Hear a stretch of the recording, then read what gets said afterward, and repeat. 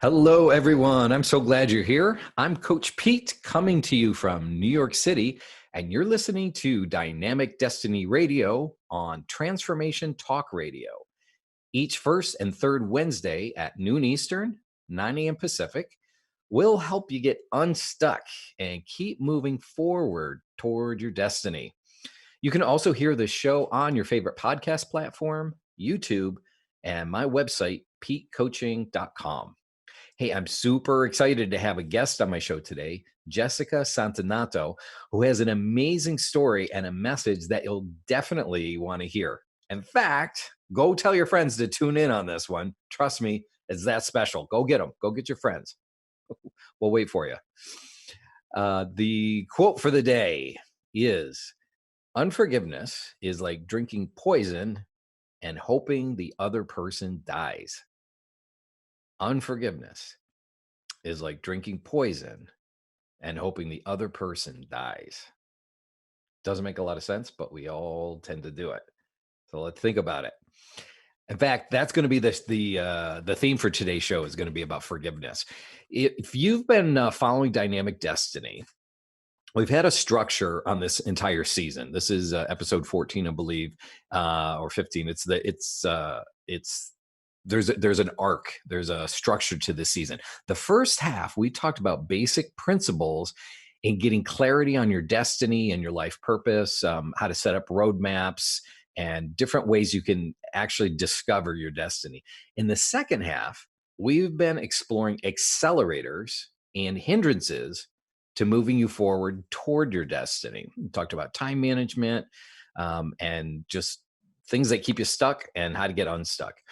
And I knew when I was laying out my episodes that I wanted to do an episode on forgiveness because unforgiveness is probably the biggest hindrance I encounter for people not moving forward. It's what keeps them stuck.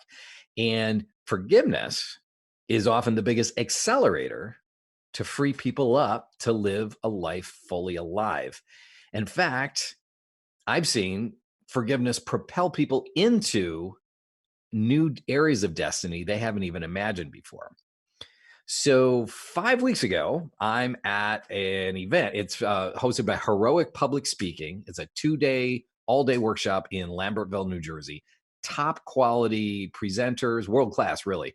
And I met some amazing people, including my guest today, Jessica Santanato.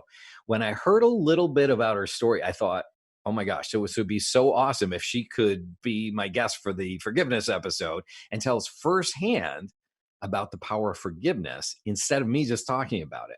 And she graciously agreed. So I'm super glad to introduce my guest, Jessica Santanato. Jessica is the author of Flip the Script, which is a memoir of her journey through a criminal lifestyle, rape, attempted suicide, and domestic violence, all before the age of 30, to her rise in conscious leadership and humanitarian work by the age of 35. Jessica's the founder of Flip the Script. That's a story sharing community where everyday people share their personal, raw, unfiltered stories that inspire others to transform their lives. She then uses those proceeds from those events to support story sharing program for men with criminal histories and who might be in addiction recovery. She's been a feature on CBC Radio, Cosmopolitan Magazine, Rogers TV, and various podcasts, and has given TED talks at TEDx and many other events. Please join me in welcoming Jessica Santanato. Yay, Hi, Jessica. Pete. I appreciate Hey. you having me on. And when you Sure. said 5 weeks, I was like, has it already been 5 weeks since Well, heroic public speaking? it seems like it already was 5 weeks, and then because of all the virus things and the shutdown, it's like, oh, they seemed like 3 months ago. It's crazy. Oh my gosh. Wow. Yeah. Time flies. Okay. Yeah. So Jessica, you have an amazing story. Most of us can't really imagine. Tell us about what you've been through. Wow. Okay. So I'm originally from Edmonton, Alberta in Canada. So some people don't know where that is, but a lot of people know where Vancouver is.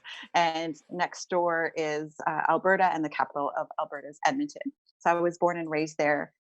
really good family. Like I can't complain. And I share this part because when people hear my story, they're like, "Oh, you must have been through a single parent home, poverty, abuse, that kind of stuff." And there was zero, like none of that. Mm. So grew up in a home. My parents are still together. Have a younger sibling. I was just simply bored. I thought my parents were strict, as you know, growing up as a teenager, you think your parents are you, strict and have all these rules, but obviously they only did it because they cared. And so I got bored, and it was interesting because if I look back prior to 15 years old, I was always attracted to true crime stories Hmm. and ghost stories, and I never wanted to read fictional books. I always wanted the real stuff and somehow crime.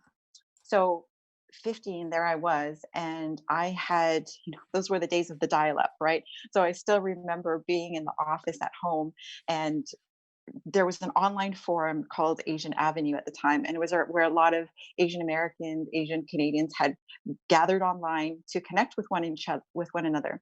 And somebody from my school said that there was a guy on there. He was in house arrest, and he was responsible for one of the city's most famous murders. And there was little old me attracted to that, going, "Oh, put me in touch with him. I want to speak to him." And so I got connected with this guy online, and we started chatting. And before you knew it, he became my first boyfriend. We were back and forth. I would go Wow. over to his place because obviously he was in house arrest. And that was the first time I had left home. So I started to get into trouble a lot. My mom tried to talk to the high school liaison officer. She would be in tears. She would try to talk me through this, and I would not listen at all. So I was back and forth between home and going out to my boyfriend's place and staying there. And then I continued to hang out with these guys. And when I say these guys, I meant that he was involved with gangs out west. And again, I just found it attractive and thrilling and something different than what I was used to. And then when I was 16 years old, I remember being called to this guy's apartment, and I knew one guy, maybe two guys tops in that place. And then they had left. And by the end of that night, I was raped by 13 guys. Ugh. And you would think at 16 I would be more traumatized than I really was. Like I knew it wasn't quote unquote right. And I was trying to process it. I was too ashamed to tell anybody. I didn't want to tell my friends about it. My friends at the time knew that I was hanging around people who were in gangs, so they tried to distance themselves. So I kept that to myself. But I had this really awesome math teacher in high school. Like I hated math. I was not good at all, but I had this amazing teacher named Mr. Hatch, right? And because I was trying to process on my own what had just happened, I pulled him aside and said, "Hey, can we speak?" And I told him what happened so that he would kind of understand if I wasn't really focusing in class and keeping up with my marks. And he was like, and I remember sitting along the lockers at school on the floor at lunchtime next to him. And when I told him what happened, his jaw literally dropped as low as it could. And he just stared at me. And that's when I was like, oh, I'm thinking in my head, like, oh, is it as bad as Mm. he's reacting to this? Well, you didn't have a basic comparison. It was so Exactly. foreign and wow. Yeah. Exactly. Like nothing like that had happened to someone that I was close to. We don't talk about those things in class. Like, what if this that never came up in a classroom where if this happens, here's where you go, or here's who you can speak Mm, to. mhm. So he put me in touch with the high school liaison officer, and that officer at the time, I didn't really care for him. Prior to that, when my mom was trying to get help from a different high school officer, I really liked him. That was a different school, but this other school I was in, um, I I didn't care for the guy. So, but my teacher says, would you speak to him because I think it would be good. And I was like, yeah, sure, okay. So I go into the guy's office, and he finds out what happens, and he finds out that these are guys from the gangs. So he calls in another meeting, and next thing I knew, it's the gang unit there, undercover cops there. They didn't care about what happened to me. They Mm. brought a big book of like a thick black book of mugshots, and they wanted me to point out every guy that I knew, and it was just for their benefit. So I basically pointed out a couple guys that I knew to get them off my back, even though I knew so many of the guys in this book. Mm. And that again, like I just kept hanging out with these guys. So by this time, my school was already aware of what had happened. And again, then at 17, so I was 17, actually a month after I had turned 17, I left home for the second and final time. Like that was it. I called up a guy I knew. He sent a car to pick me up. I went over to another apartment that I had never been to, and there was a guy sitting on the floor. And this guy, I didn't know he was a gang leader until later, but we got together. I went to his house that day, and then we just decided to, he made this joke like, I'm going to kidnap you. I'm going to tell the other guy that I'm going to kidnap you. And I had this nervous laugh, like, okay, sure. But I didn't dare say no to these guys, right? Like we had already that night, and I share this in my book, which I'll talk about later. But that night, what had happened was the guy that I knew, and then this new guy and another guy, we went to it was a drug house. So Mm. wrapping drugs, weighing it, all that stuff. And so when we finished, he said, I'm going to tell the other guy I'm going to kidnap you. So that's when I went back to his house that night, and we I started really getting to see who he was. And then 2 weeks after we were together, he was arrested. Well, we were both arrested. Because I was a minor, I was let go after I signed a few papers and hours at the station, but he stayed incarcerated. So he was there for a few years, and we built our relationship behind bars. And then at 18 years old, he was 17, he was 7 years older than me. And as soon as I turned 18, that summer, we got married in prison. So he was in a federal penitentiary.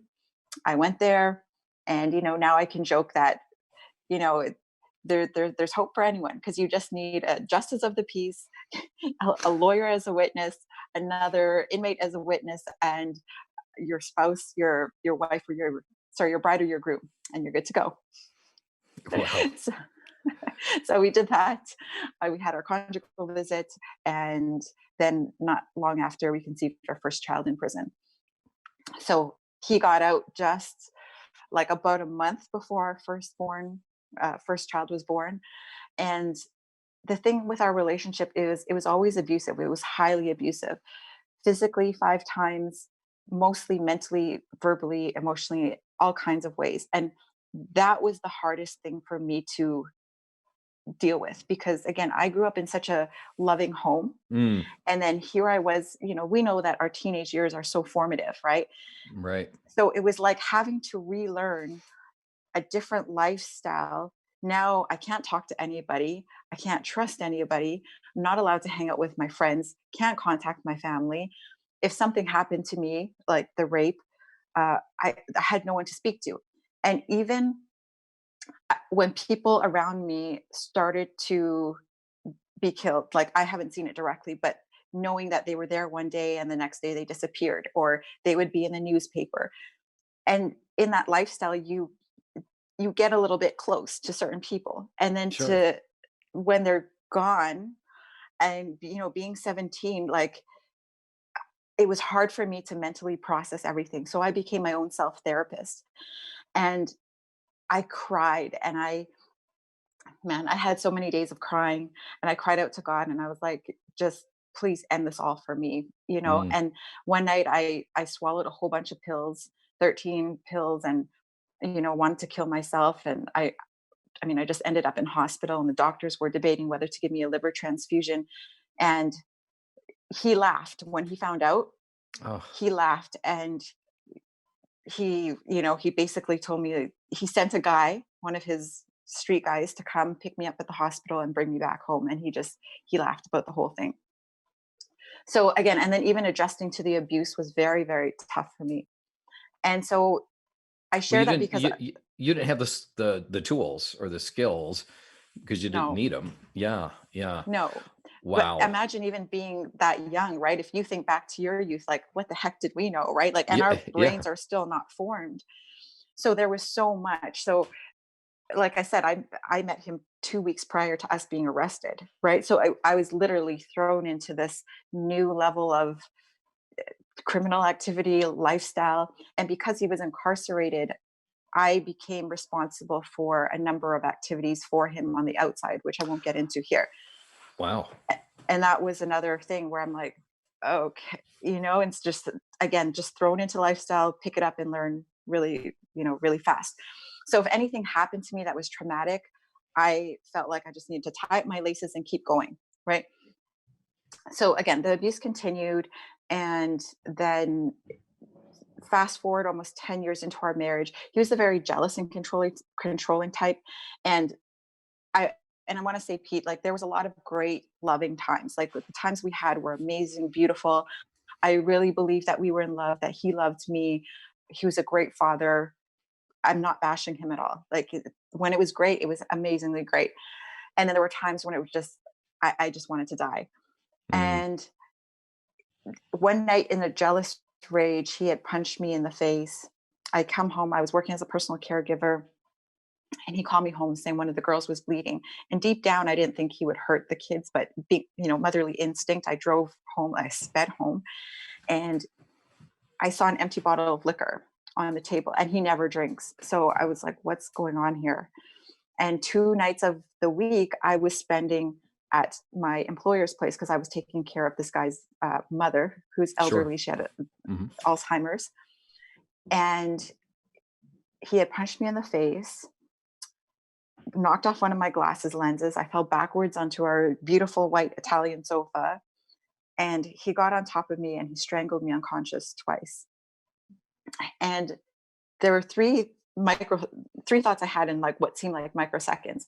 One, my children won't have their mother. Two, my parents will find my body here. And three, which became the catalyst for what I'm doing today, is this isn't fair. I didn't get to do everything I wanted to do. Hmm. And that happened so fast. And when I came to the second time, I was dizzy and confused, and he broke a chair over me and he disappeared. Again, just adding to more confusion. And the adrenaline was pumping through my body so fast, I couldn't feel any of the pain, didn't know the extent of my injuries. And he came around the corner so slowly and calmly, and he picked up an 8-inch stainless steel kitchen knife. And he was 6'1", 270 pounds. Like people thought he was a football player when we were out in public. And I'm not that big. If you've seen me, but I'm like 5'4", 135 pounds. Like no comparison. And so I didn't bother to try to fight back. And the thing is, the door was just a few feet away from me where I could have ran, but my kids were upstairs. So it was like, run and my kids, run my kids. And I was like, I cannot leave my kids.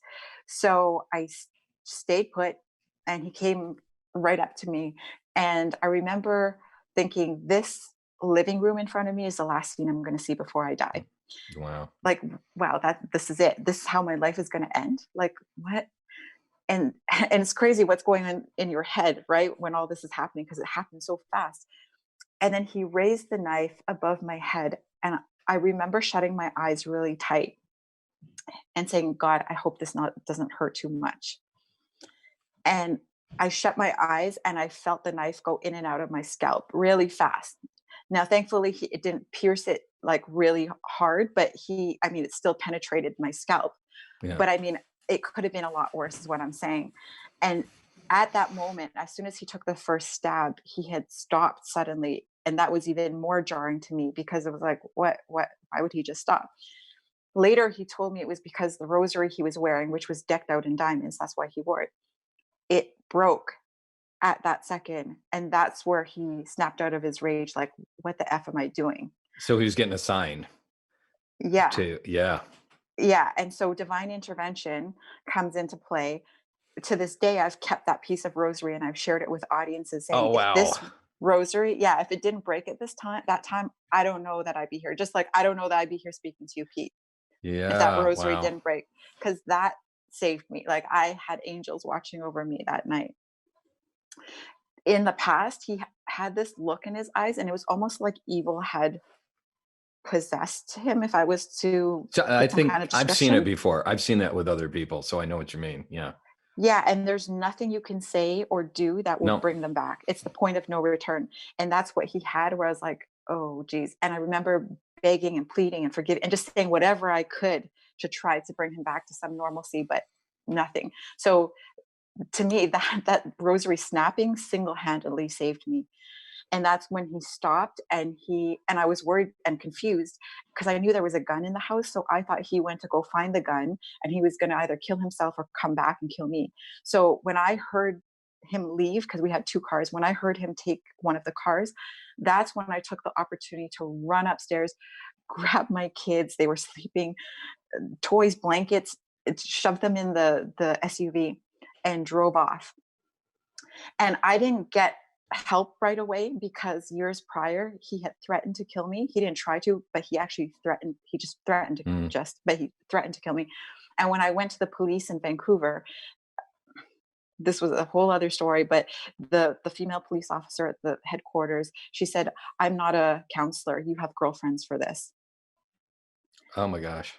I couldn't believe an officer told me this when I said my husband. I came in to the head office in tears, at Well, it headquarters in blood tears. too, right? Well, no, the first time when he Oh, threatened to kill okay. me, this was years prior, when I would came into the headquarters in tears, and I told her my husband threatened to kill me, and she was like, "I'm not a counselor. You have girlfriends for this." I could not believe I was Wow. hearing this from an officer.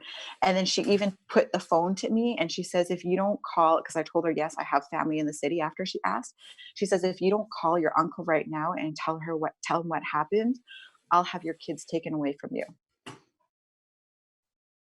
Like, Wow. what? Like, okay, if the police can't help me, no one can help me. And that's when I went back to the marriage. So that's why this latest time I didn't go to the police. Okay. So where did you go when you packed your kids up? So I went to the local drugstore. Well, first I went to my employer's place, right? Because it's a private residence. And I wrote, this is how out of it I was. I wrote a note saying, "I'm so sorry I had to leave in the middle of the night. I'll be back for my shift tomorrow at 9 Well, sure. Yeah. Yeah. Yeah. Yeah. Okay. So then so I do that. I go to my local, it's like a 24, here it's called Shoppers Drug Mart, 24/7 drugstore, kind of like oh, I forgot what yours is, like a Dwayne Reed. That's what you guys have in there, the States, Yep. Hmm.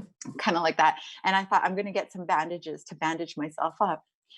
And then I was like, "Jess, you need to go to the hospital and get stitched up. No bandage is going to help you." And that's when I went to the hospital, left my kids in the car, told them, "Do not get up, just stay in the back seat." And they were crying. I felt so bad. They stayed there for hours, and I went to the hospital and got stitched up. The doctors, the nurses, they asked if I wanted to press charges. I said no. And so I, when I was released, my employer was a well-to-do guy. He had a 100-acre farm and he let me stay on the property. So I got this beautiful experience of getting to look outside at the greenery every day and heal. And I knew that when I recovered, I was going to give back to people. And I didn't know how. I was just like, I'm still standing after I got beaten and stabbed. And I Wow. know I'm here for a bigger reason. I have to give back now. Okay. Hey, you're listening to Dynamic Destiny with Coach Pete on Transformation Talk Radio. We have our guest Jessica Santanato here, who's telling us her really amazing story of abuse and violence. And she just finished up, I think, part one, and we're going to hear about the turnaround that's going to happen in her life. So, Jessica, it's thank you so much for being honest and sharing these details with us. I'm a father of two daughters, so I'm like hearing this story from another perspective. I'm like, oh my gosh. Wow. So you told us your background, and now here you are, ready to start on your healing process. What did what transpired there? So here was the turning point. So the attack was in May of that year, and he wasn't charged yet because I was too afraid to do anything. And the police in my employer's jurisdiction said, oh, this is somebody else's jurisdiction where the attack actually happened. You need to report it over there. So it's kind of the ball was dropped there. Anyways, the police that I had reported to in my employer's jurisdiction, actually, my employer had called, even though I begged him not to. They said, well, all we can do for you is give you access to victim services, which included 10 sessions with a psychologist. And there was this amazing lady named Tina. And one day she told me, she's like, Jess, you don't have to report it, but what if you just go in, share what happened, and see what would happen if you actually officially report it? And I was like, okay, maybe. And one day I was driving to work. I had already passed headquarters. And then again, divine intervention. I felt like something had taken over the steering wheel and had turned my car Hmm. around. I Wow. kid you not, turned it back around to headquarters. And I was like, oh, okay, here I am. I go inside, female officer at the front. I'm like, great, you know, You and I expecting the walk, same. Yeah. yes, from Yeah. years Yeah. ago. I tell her what happened. She goes, okay, let me go talk to my supervisor. I'll be right back. She comes back. She says, well, now that the ball's been dropped, we have to go arrest him. I was like, no, no, no, you can't do that. He's going to kill me. You don't know who he is.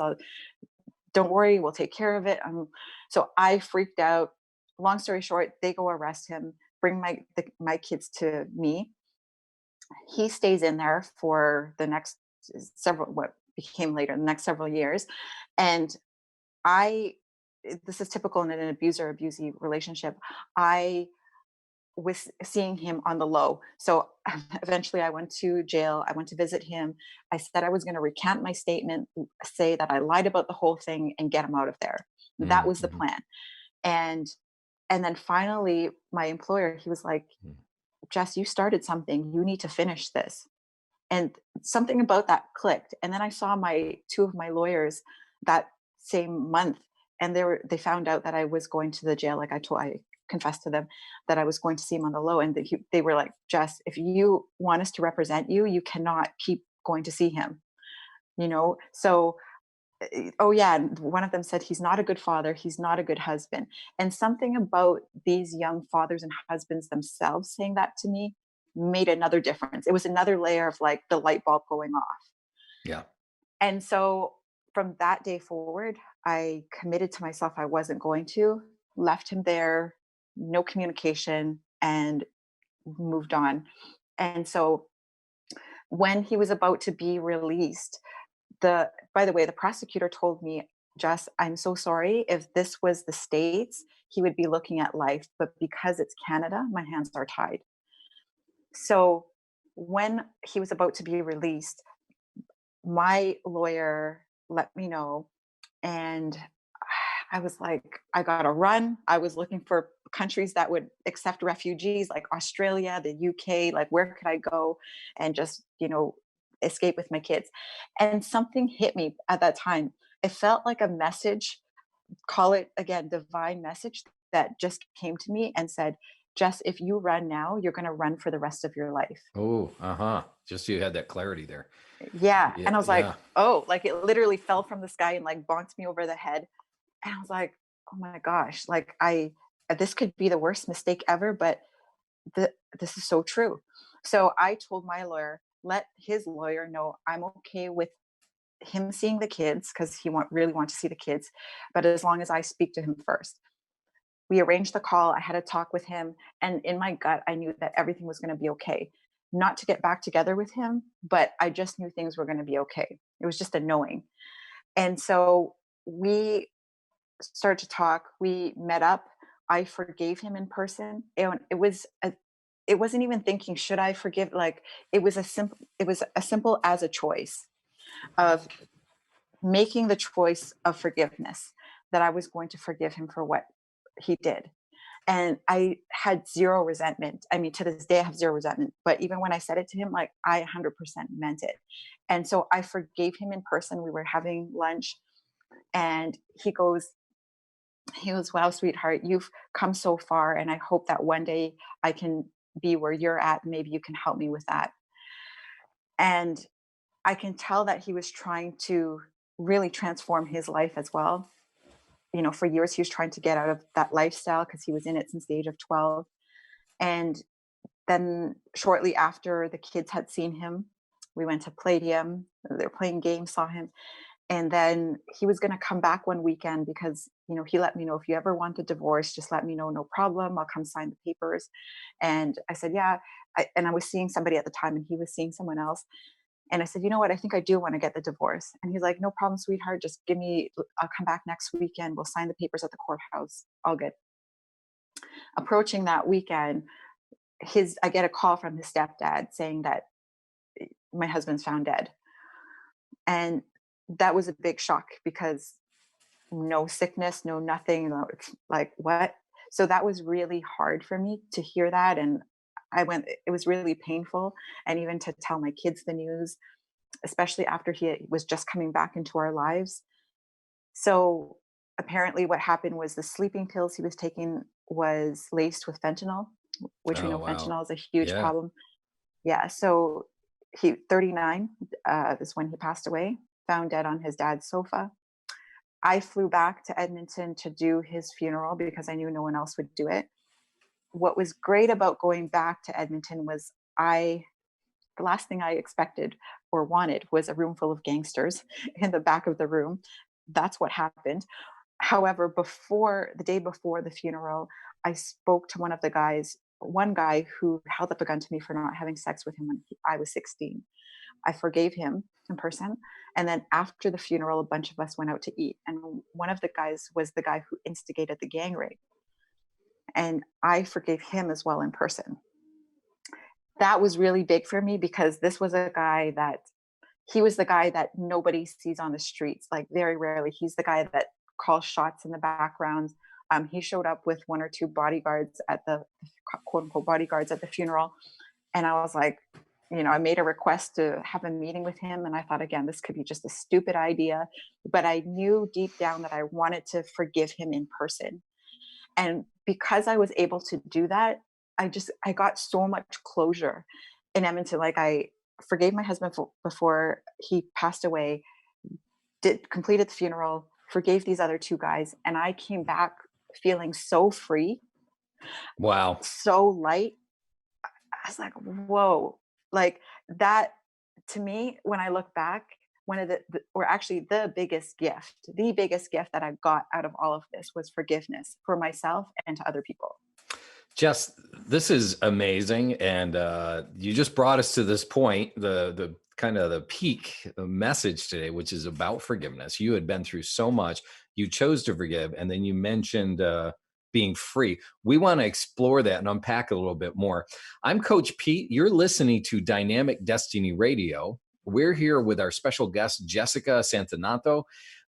Jessica, not only did you forgive and get freed up from pain and from being stuck, it launched you into some new directions as well. When we come back from the break, we're going to hear about some exciting things that Jessica's doing. So stay tuned. We'll be right back.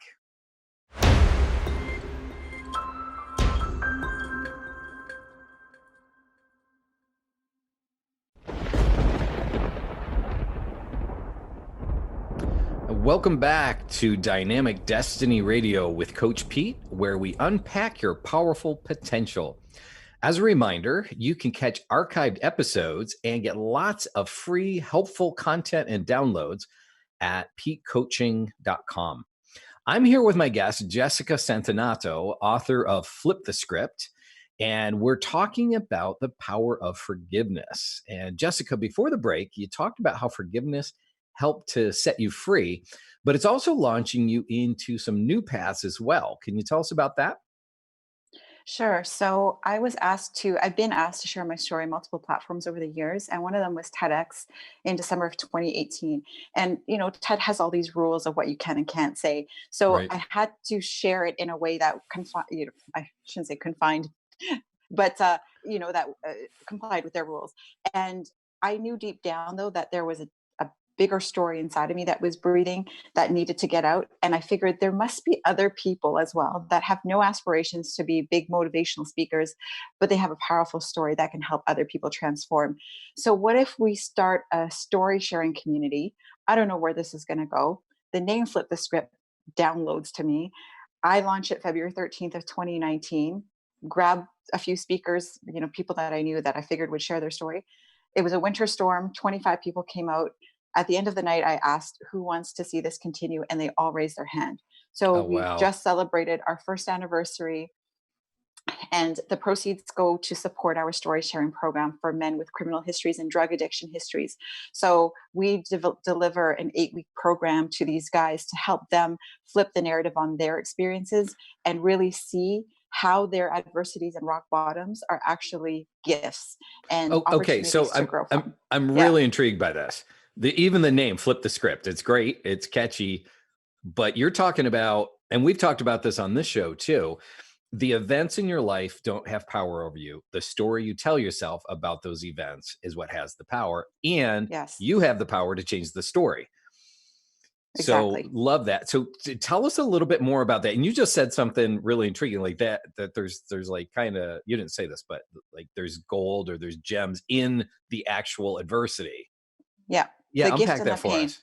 Yeah, tell Yeah, us the about gift that. and the pain. So a lot of times what I hear is, people have said, "Oh, I just can't cut a break. I have bad luck," like all this stuff about whatever's happening in their life. But instead, if we were to look at it from a different with different lenses on and a different perspective and see, well, what if all of these rock bottoms are actually here to serve me? And this is actually a gift from what I see as the creator has sent these people into our lives to teach us something. But if we don't learn the lesson, it's just going to keep appearing in our life. So Mm, if you look at these people that are hurting you, look at them as actors and actresses in your life who are there to help you grow. And so, how can you be mad at that? Because there's an opportunity in everything. And it may be difficult at the time. Like, I understand you can be really mad and upset at the person. It, Fine, that's normal. And when you get past that, see, like, okay, what was why did this happen? What's the opportunity here? So for me, I'm always looking at, like, okay, what's the opportunity in this? Right. And and that really helped me see, like, again, like, how can you be mad at that person if they're actually here to serve you? yeah, Jessica, I'm reminded of, people will call that, there's a lot of different words or terms people use to kind of help that, bring that, make meaning. I'm a Christian, and there's a Bible verse that addresses that flat out. It's Romans 8:28. It says, "And we know that in all things, all things, that's tough stuff too. God works for the good of those who love Him, who have been called according to His purpose." Mm. And the show is Dynamic Destiny. We talk about your calling and your life purpose, and God can take anything, all things, and He can work those. He can make those work for good Yes. if you choose. There's that decision point. It's that forgiveness. If Yeah. you stay stuck behind that decision, you're not going to experience this powerful, like for you, would you ever think that you were going to be running workshops on storytelling and helping No other way. people? Yeah. Are you kidding me? It's the last thing I thought I would be doing.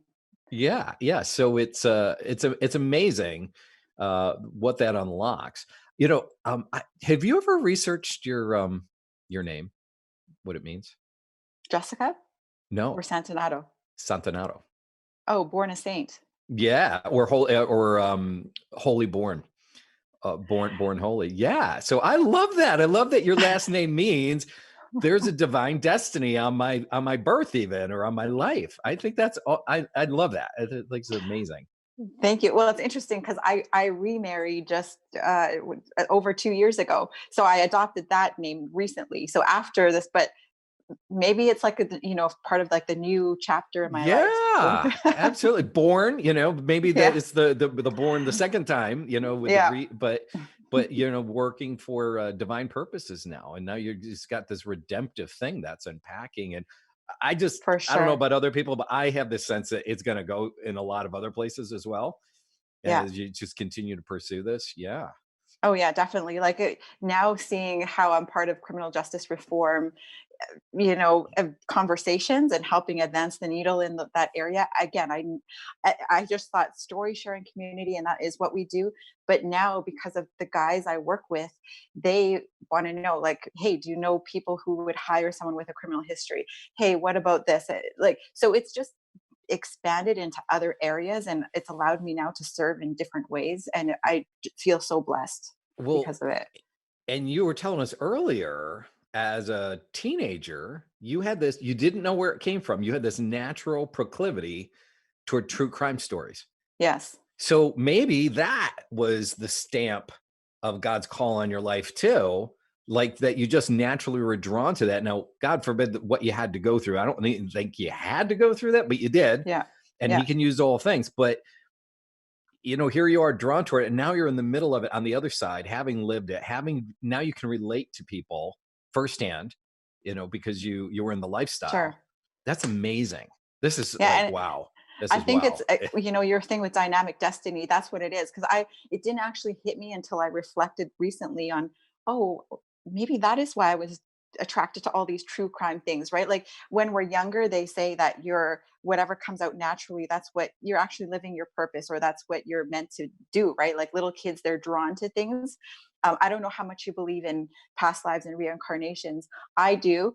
So when I think back to my childhood and going like, okay, where does this come from? Maybe this is something from a past life, but just naturally drawn to that.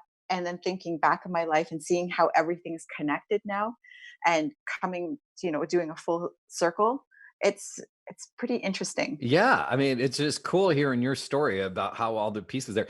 No matter what your worldview or your belief system is, whether you think you're getting that divinely from God's call, it may be Jessica. You said you believe in reincarnation. The fact is, a lot of us have desires that are innate in us as young people.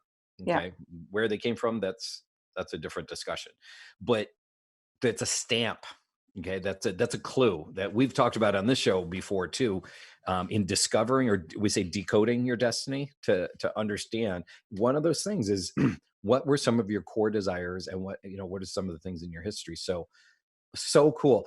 Yeah. Tell us more about what's going on with the storytelling workshops. What's Yeah, well, we're continuing to do our events every month. Now, mind you, the whole COVID-19 thing has put a pause on some of the stuff. mm, However, we're still continuing with our events and planning them, and then expanding our programs into more correctional facilities. And then I'm not going to share it just yet because it's not official, but we are working on something exciting on the back end and expanding it with a theater company as well. So yeah, it's really powerful in getting these guys a story out. One thing that I do want to say is, because I was able to let go of resentment, it allowed me to paint on a new canvas, and meaning like the canvas of my life. So I know that I was able to create what I'm creating now because I was able to let go of the resentment. Like if I look at now having friends who are former police officers, a friend who's a correctional officer, this is not something that was from my previous lifestyle, right? Like I had to let go of resentment in so many ways. And because of that, and even towards men, right? Like if I was to look back at the last several years, letting go of resentment has allowed me to freely create my life and live on purpose. So in my keynotes, I talk about how much resentment is holding our leadership back, and in ways that many people don't even know. So, and everyone has forgiveness they can deal with in their life, even if it's just forgiving yourself. Jess, that sounds like it's time for a make it real challenge. Now, I usually have my guests do a drum roll on your. Can you do that on your desk with your fingers? All right, Okay, here hear that? comes, bam, the make it real challenge for this show.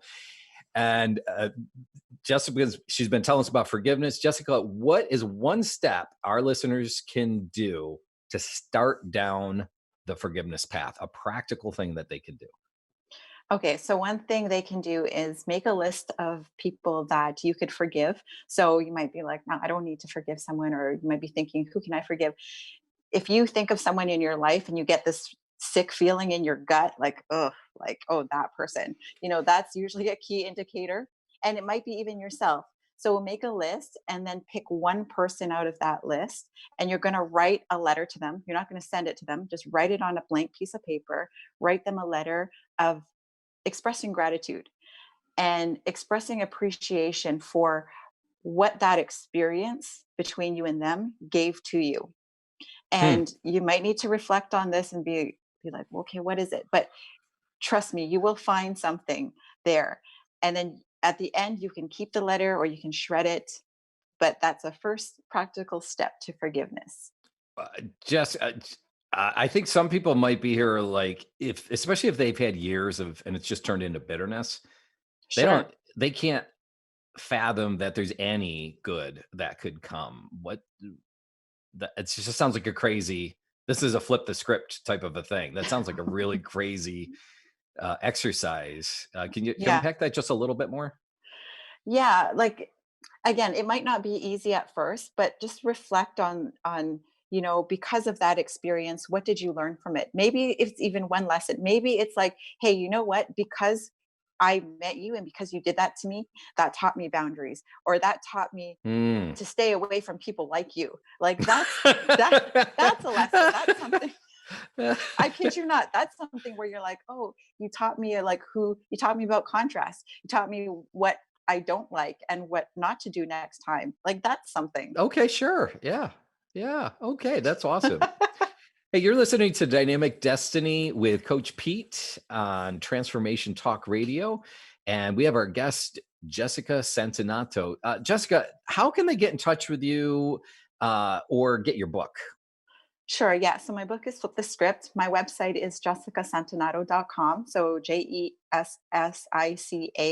last name Santanato.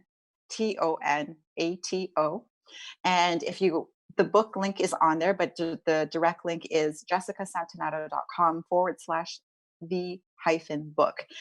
If you look on there right now, it'll say that the sales are closed, and it's because my books are only available through my speaking appearances right now. But if you get in contact with me on my website and let me know that you heard me on Coach Pete's podcast, then I will send you the link to order my book directly. Oh, wow. Thanks, Jess, for giving that to our listeners. Okay, My listeners, pleasure. jessicasantanato.com/book. The book, the The book. hyphen book. The And by the way, hyphen book. yes, and 10% of all of the sales go back to the Flip the Script program. So you're also helping Yeah. support our Okay. programming for men. Great. Let's support them. Let's support them for sure.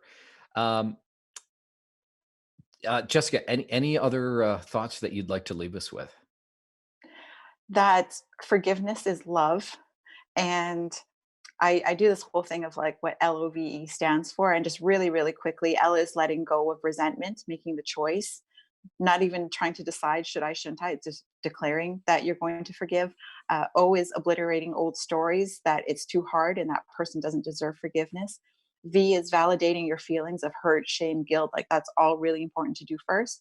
And E is equanimity. So not letting whatever happened in your life disable you and take you down and hold you back from living the life that you are really here to deserve. And I always add in the S, which is seeing things, seeing this experience as something that's happening for you and not to you. And again, an opportunity to Mm, grow, to learn, and to transcend. And I always sign in my books, love always wins. And that can sound cheesy to some people, but it's so true that love always wins. yeah. So go out Yeah. there and lead with love. Oh, wow. Well, thanks so much, Jess. Hey, as we wind down, I have a favor to ask. If you benefit from this show, could you please click like and share it with your friends? Or if you're listening to the podcast, rate the podcast. That helps these platforms know that this is a valuable podcast and they'll promote it more. So thanks a lot. That would really help. Our quote for the day on forgiveness is unforgiveness is like drinking poison yourself and hoping the other person will die. Doesn't work. I've tried it. No. It doesn't work. Hey, I want to thank you all for tuning in to Dynamic Destiny Radio. I had a wonderful time, and I hope you did too. And I especially want to thank our guest, Jessica Santanato, for I taking time. appreciate it. Oh, sure. Thanks for joining us and sharing your powerful story and your message with us.